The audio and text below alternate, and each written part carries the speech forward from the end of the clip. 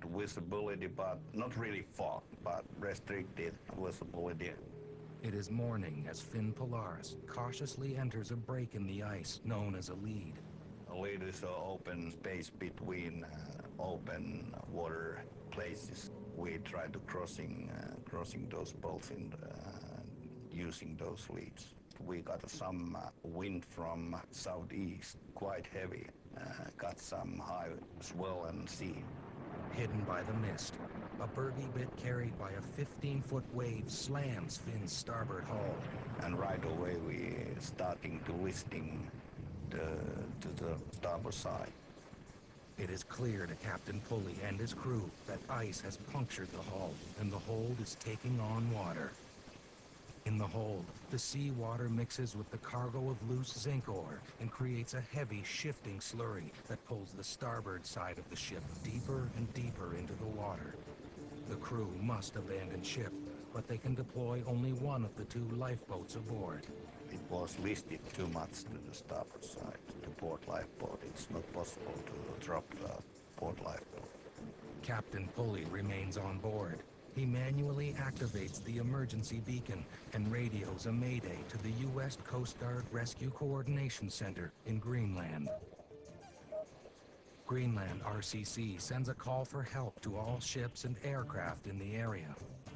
A patrolling Canadian Forces P-3 Orion aircraft is rerouted toward Finnpolaris to determine an exact location and guide aiding vessels. The Finnish oil tanker Sophie Teresa instantly responds to the distress call. She is just 7 hours from the imperiled ship on a once-a-year trip delivering oil to communities along the coast of Greenland. Her captain, Jan Bering, has sailed these cold waters since 1985 and knows the danger faced by a crew in open ocean.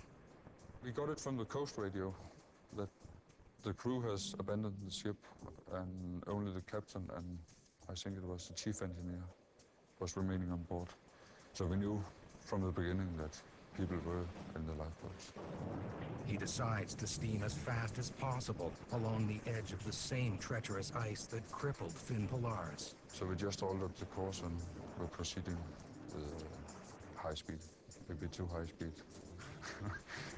The Canadian Forces Orion reaches the sinking Finnpolaris 1 hour after the Mayday call was sent. The sound of the aircraft's engines is unmistakable to the veteran crew, a signal that help is on the way. The Orion relays the position of Finnpolaris to the captain of Sophie Teresa. Jan Bering knows where to go, but not what he'll find when he gets there. We didn't know if there was anybody hurt, anybody missing. We just wanted to be there or go down there as quick as possible.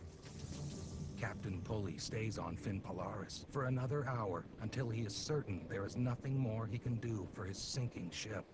The vessel was lost. So the feeling was more or less sad. Still to come, can an oil tanker navigate the dangerous Arctic ice in time to save the stranded crew of the Finnpolaris? Ice has punctured the hull of the ore carrier Finnpolaris, and she is slowly sinking in icy waters between Greenland and Baffin Island, 450 miles north of the Arctic Circle.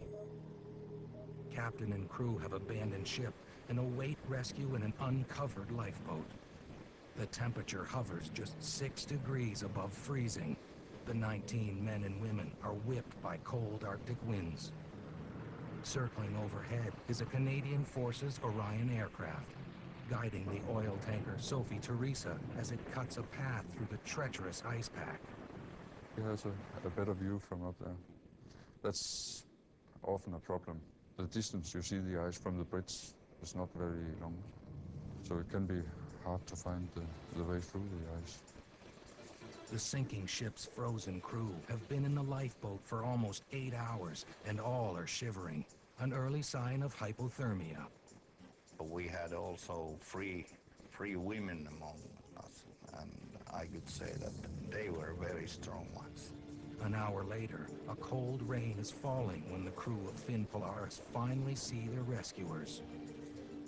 They coming quite near first, and then they launch small rapid boat.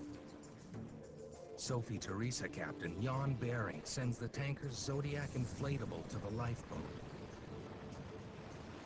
The survivors use the last of their strength to transfer themselves into the Zodiac. Some are too cold and weak to board Sophie Teresa without help.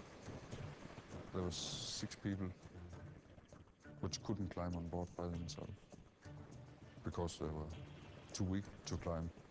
To aid the exhausted survivors, the crew of Sophie Teresa hoist the entire Zodiac onto the deck, a procedure they repeat until all are safely aboard. RCC Greenland has one last request for Sophie Teresa. Pump off the oil from Finnpolaris to avoid a potential spill. But that was not, in my opinion, possible because Finnpolaris then had a list of 40-45 degrees and rolling in the sea.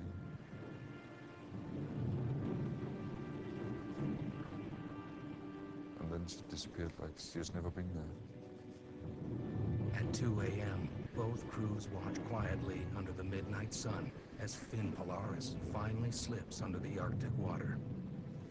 15 hours after being hit by ice.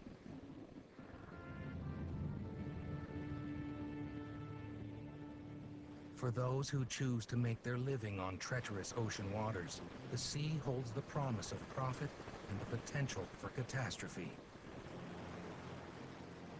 Finnpolaris Captain Matty Pulley has always known he was involved in a risky business. We can't be nerds. We have to only accept it and living is going on if something happens.